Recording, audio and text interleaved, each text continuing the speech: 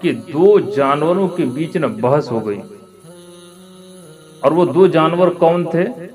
ایک تھا گدھا اور ایک تھا گھوڑا، اور گھوڑے اور گدھے کے اندر جو ہے نا بحث ہو گئی اس بات کو لے کر کے کہ گدھا جو ہے اس نے کہا کہ بھائی آسمان کالا ہے، اور جب گھوڑے نے اس بات کو سنی تو اس نے کہا یار تو کیسی بات کر رہا ہے، آسمان کالا نہیں ہے میرے بھائی، آسمان تو نیلا ہے۔ اب گدھا جو ہے گھوڑے کی بات ماننے کو تیار نہیں، وہ کہتا ہے نہیں یار آسمان نیلا نہیں ہے، آسمان کالا ہے۔ گھوڑا کہتے ہیں بھائی آسمان نیلا ہے۔ اب گدھا جو ہے وہ سمجھنے کو تیار نہیں، اس کی بات کو ماننے کو تیار نہیں۔ اب بحث جب کافی بڑھ گئی تو پھر گھوڑے نے کہا کہ اچھا ٹھیک ہے، تم اگر میری بات نہیں مانتے تو چلو بادشاہ کے پاس، اور بادشاہ جو فیصلہ کرے گا اسے ہم مان لیں گے۔ تو گدھا کہا کہ ٹھیک ہے چلیے۔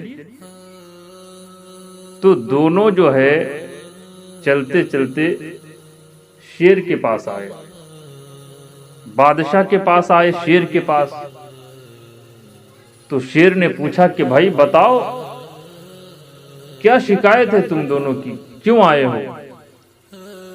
تو گھوڑا بولتا ہے کہ حضور دیکھیے یہ جو ہے نا مجھ سے کافی دیر سے بحث کر رہا ہے، اور میں بار بار یہ کہہ کہہ کر کے تھک چکا ہوں کہ آسمان نیلا ہے، لیکن یہ ہے بھائی صاحب کہ یہ ماننے کو تیار نہیں، یہ کہتے کہ آسمان کالا ہے، جبکہ میں کہتا ہوں کہ آسمان نیلا ہے، اور حقیقت میں آسمان نیلا ہی ہے، لیکن یہ نہیں مانتے۔ تو بادشاہ شیر نے یہ حکم دیا گھوڑے کو قید کر لیا جائے۔ تو جب بادشاہ نے کہا کہ گھوڑے کو قید کر لو، اسے جیل میں ڈال دو، تو گھوڑا تڑپ گیا۔ اس نے کہا کہ حضور آسمان تو نیلا میں نے کہا ہے نا، اور حقیقت میں نیلا آسمان ہے، آسمان تو نیلا ہی ہے، لیکن حضور پھر قید میں مجھے کیوں ڈالا جا رہا ہے؟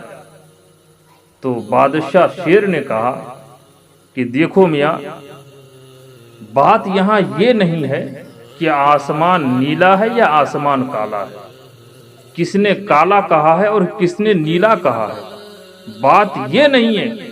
بات دراصل یہ ہے کہ میاں جب تم جانتے تھے کہ سامنے والا گدھا ہے، پھر تو اسے سمجھانے کی کوشش کیوں کیا کہ آسمان جو ہے نیلا ہے؟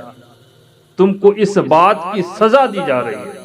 گھوڑے کو جو ہے نا بات سمجھ میں آ گئی، اور اس واقعے سے ہمیں یہ سبق ملتا ہے کہ جب سامنے والا سمجھدار نہ ہونا، جب سامنے والا ناسمجھ ہو تو آپ اسے سمجھانے کی کوشش مت کریں، کیونکہ آپ اسے کتنا بھی سمجھائیں گے، کتنا بھی بتائیں گے، کیونکہ وہ ناسمجھ جو ہے نا آپ کی باتوں کو کبھی نہیں سمجھے گا، کیونکہ اس کے اندر جو سمجھنے کی جو چھمتا ہوتی ہے انسان کے اندر، وہ اس کے اندر موجود نہیں ہے۔ تو گدھے